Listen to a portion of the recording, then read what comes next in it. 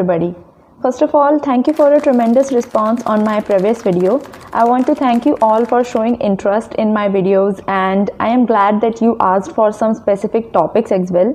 तो सबसे पहले मुझे आपके प्यारे विक्रम भैया ने बताया कि आप लोगों को राइटिंग स्किल्स के ऊपर एक इंट्रोडक्टरी वीडियो चाहिए और एक डिटेल्ड एनालिसिस भी चाहिए. So in this video, I am going to start with the writing skills themselves and I am going to tell you how to approach the writing questions in your exams. ठीक है, तो सबसे पहले I have jotted down some notes and I am going to start with the first one, that is format. तो सबसे पहले हमें format का पता होना चाहिए, चाहे वो कोई सा भी टॉपिक हो, चाहे वो कोई सा भी राइटिंग फॉर्म हो, हमें उसका फॉर्मेट आना चाहिए क्योंकि फॉर्मेट के हमें 1 या 1.5 मार्क्स मिल ही जाते हैं अगर हमारा फॉर्मेट अच्छा हो तो. और फिर टीचर्स भी बाकी हमारे फॉर्मेट को हमेशा अच्छे से चेक करते हैं. तो अगर हमें अपने मार्क्स सिक्योर करने हैं, अगर हमें परफेक्शन लाना है अपने स्कोर में, तो हमें फॉर्मेट का ध्यान रखना होगा. मैं आगे ऐसी वीडियोस भी बनाऊंगी जिसमें मैं आपको format and how to approach दो स्पेसिफिक टॉपिक्स इन सब के बारे में बताऊंगी, लेकिन अभी के लिए हम फॉर्मेट को यहीं पे रहने देते हैं. Second topic is imagination and creativity. तो राइटिंग में सबसे पहले हमें इमेजिनेशन और क्रिएटिविटी का बहुत अच्छे से प्रैक्टिस होनी चाहिए. कुछ लोगों को ये गिफ्टेड होता है, they can imagine things, they can visualise and they can also come up with very good scenarios. लेकिन कुछ लोगों का ऐसा नहीं होता, तो उनका जो क्रिएटिव थिंकिंग है वो इतनी डेवलप्ड नहीं होती. तो अगर हमारे पास कोई स्किल हमारे पास नहीं है हमेशा से, तो हमें इसे एक्वायर करना होता है.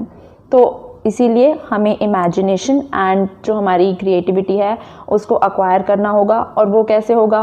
हम नॉर्मल स्टोरीज़ पढ़ सकते हैं, अपने दिमाग में सिनेरियोज़ बना सकते हैं, या फिर एक चीज़ होती है डे ड्रीमिंग, तो हम वो भी कर सकते हैं. तो उसमें आप अपने दिमाग में कोई भी सिनेरियो बना सकते हो जिसमें कि अगर आप किसी से मिले तो आप उससे कैसे बात करोगे, या फिर अगर आपकी लाइफ में ये सिचुएशन या ये प्रॉब्लम आ जाती है तो आप उसे कैसे अप्रोच करोगे. तो इसी तरीक़ों से ईजी टू डू मेथड्स हैं, इनसे आप अपने इमेजिनेशन एंड क्रिएटिविटी को डेवलप कर सकते हो. Third topic is that I want to tell you guys is general awareness and ethics. तो ज़्यादातर बोला जाता है कि हमें ना बहुत ही एक्सटेंसिव रीडिंग करनी चाहिए ताकि हम बहुत ही ज़्यादा अच्छे से अप्रोच कर पाएँ अपने क्वेश्चंस को. ठीक है, लेकिन हमें स्कूल लाइफ में इतनी एक्सटेंसिव रीडिंग की भी ज़रूरत नहीं होती है. अगर हमारे अंदर नॉर्मल एथिकल एटीट्यूड है तो भी हम उन क्वेश्चंस को अच्छे से अप्रोच कर सकते हैं. कुछ क्वेश्चंस होते हैं they want to test our morality, तो उसमें वो चाहते हैं कि हम किसी को एडवाइस करें, या फिर अगर आसपास कुछ गलत हो रहा है तो हम उसको कैसे अप्रोच करेंगे.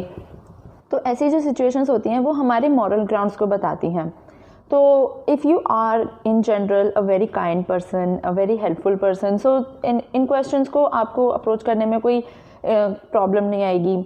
और ऐसा कुछ ऐसा प्रॉब्लम नहीं आएगी कि मुझे आंसर नहीं लिखना आता या आंसर के वर्ड्स लिखने नहीं आते, तो वो ऐसा कुछ नहीं होगा.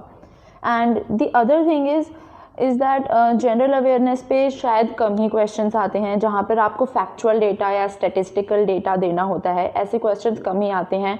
लेकिन अगर आते भी हैं, जैसे कि पोल्यूशन पर अगर आ चुका है कोई क्वेश्चंस, या फिर कोई क्वेश्चन आ गया दूसरे टॉपिक्स पे जैसे अर्थक्वेक्स या फिर कोई नेचुरल डिज़ास्टर और कैलामिटी, तो इस पे आप अपने नॉर्मल डेटा जो न्यूज़पेपर में दिखते रहते हैं तो उसमें भी आप दे सकते हो, या फिर एक एस्टिमेटेड डेटा भी दे सकते हो. So that's not a big of a deal.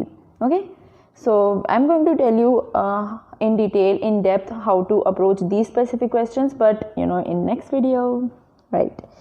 So now one important thing that it is an integral part of our student life, which are sample papers.